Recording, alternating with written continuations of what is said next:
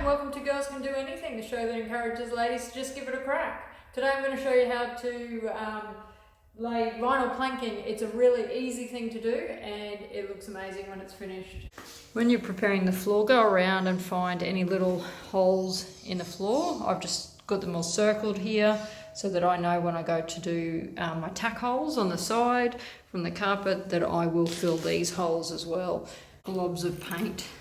We need to get all that off. You'll be surprised once in a high traffic area, once you've walked on the vinyl planking a lot, you will actually see that blob under the concrete if you don't, under the flooring if you don't scrape it off. Some of the globs are easy to get off, like these are ones where just the other day when I was painting, these have gone on, so they're not stuck down too hard. I'll be able to scrape most of that out. However, some of these globs that have been sitting on this floor for 40 or 50 years are going to be hard to get up. So I'm just going to use an angle grinder with a grinding wheel and scrape them off that way.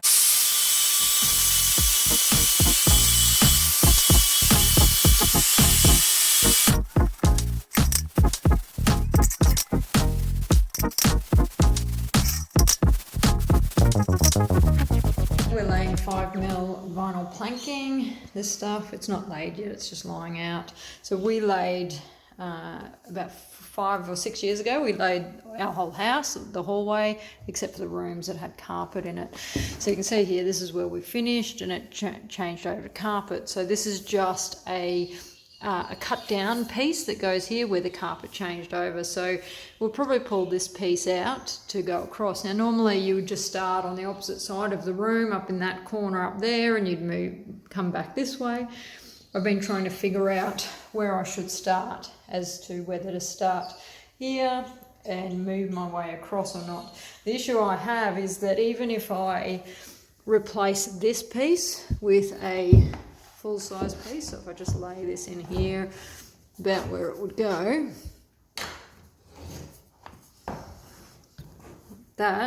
then when I lay the next one on here, then all the way along there I've got to cut a little piece that's going to fit all the way in there, and then as I go across there, I'm going to have a piece this big, which isn't a full piece, running the whole way along there. So I'm going to have to cut pieces for the whole way along there and cut pieces all the way along here. So I think I've changed my mind and I'm going to start like you normally would over there. So I'm going to have full straight pieces along there, none of them cut except for obviously at the ends.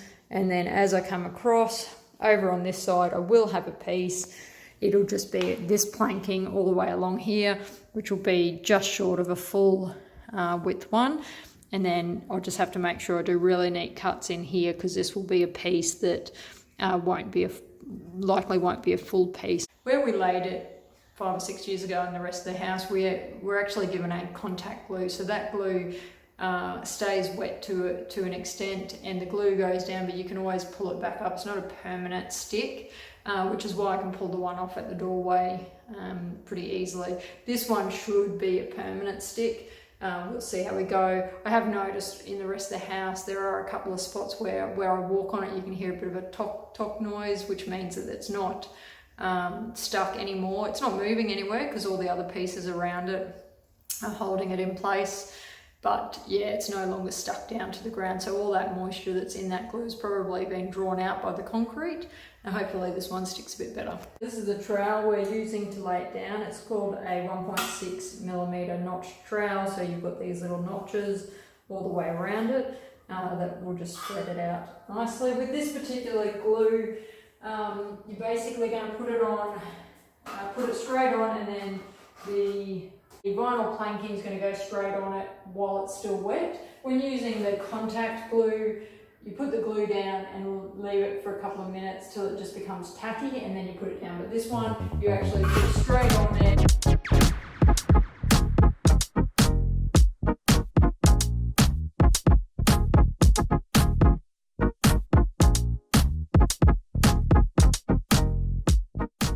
This one goes on right into the corner there.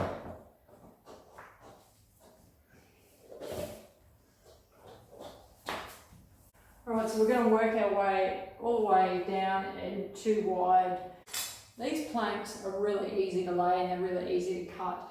And when you lay them, you shouldn't just then lay the next one, it should be like a half one so that they're staggered with the cuts. It also helps them later when you end up with all these off cuts and bits and pieces, you just stagger them out. So I'm not even going to measure where I'm going to cut it, I'm just going to cut one through the middle here somewhere. So have a square there. You just have to apply enough pressure to score it. You don't have to cut it all the way through. And then you should be able to just snap them off, right? And run your knife straight down that edge again. And that's it for your cut. So it's a little bit rough, so it depends on whether you're going in underneath your trim, wall trim or not. If not, you can just run a nice sharp blade down it just to tidy that off. And then that's going straight in at the wall for my next piece.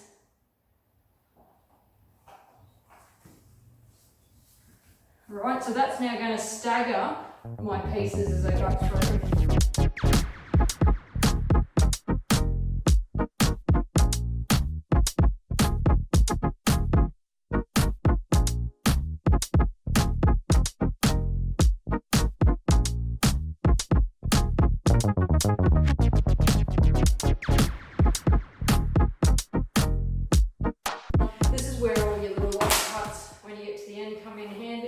Space here, there's one of the offcuts, so it still needs to be trimmed down, but we can use it up, it won't go to waste. So if you're reusing your offcuts, you'll still have your really nice flat sharp edge, manufacturer's edge, and then this was the part we cut off before, so let's cut that again so that we always have a nice sharp edge.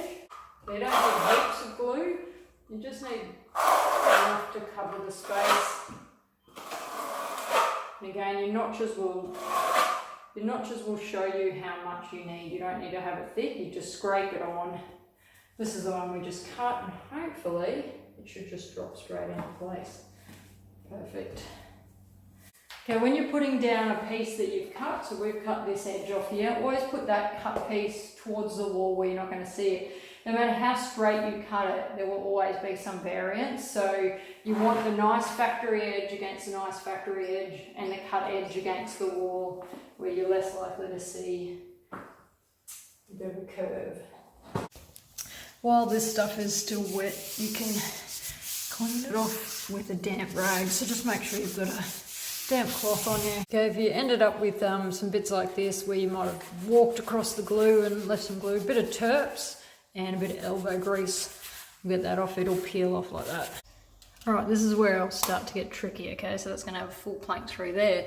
But then in here we need a thin piece that also needs to go around here, and you want to try and do it in the one piece. So if you can buy yourself one of these, you can basically push it on and it will do the stencil for you. So you can take that off and then you can trace around it and cut. You've measured your piece like this, then you get it on the piece that you want, you mark it out and then score it, and again snap it out as best you can and then clean this up and hopefully it'll fit.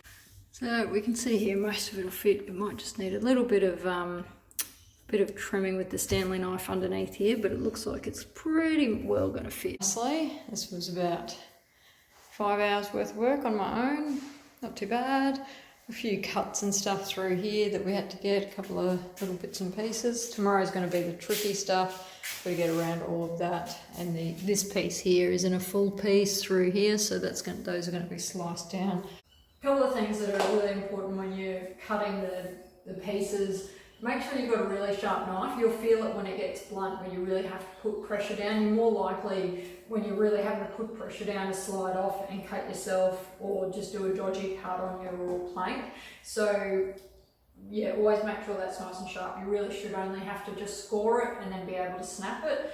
The other thing is when you're working across and you've lined up just flat against the far wall and you get over to this side, don't assume that this side is straight. Do multiple measures along your plank, because I'm cutting this one in a long ways. It was 16.5 centimetres at one end and 16 up the other, so that's a 1/2 centimetre difference, which you'd really notice if you just cut it straight. So measure twice. It's going to be a tricky piece to cut. It's got a few variables. It's got to not only be narrower this way, so we're going to have to cut a strip off. This is wider than this part, and then we've got a little notch to go around. So a few different measurements there.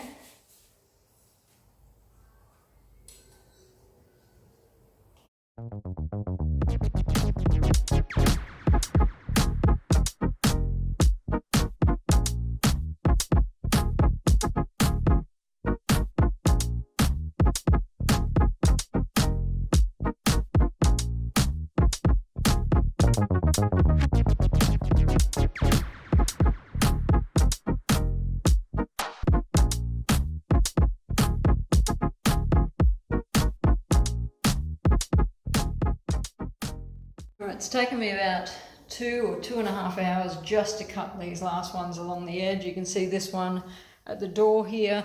This was the original piece that I used as a stencil to put a wider piece in. That one turned out pretty good. There's probably about a 1 mil gap there, but I'm pretty happy with that, trying to get a nice straight cut. This is the cut edge here, so I'm pretty happy with that. I haven't glued anything down yet. It's much easier to work with it all when it's not glued, so get them all matched up properly. Now I'm just going to run the glue in and they'll just fall straight into place.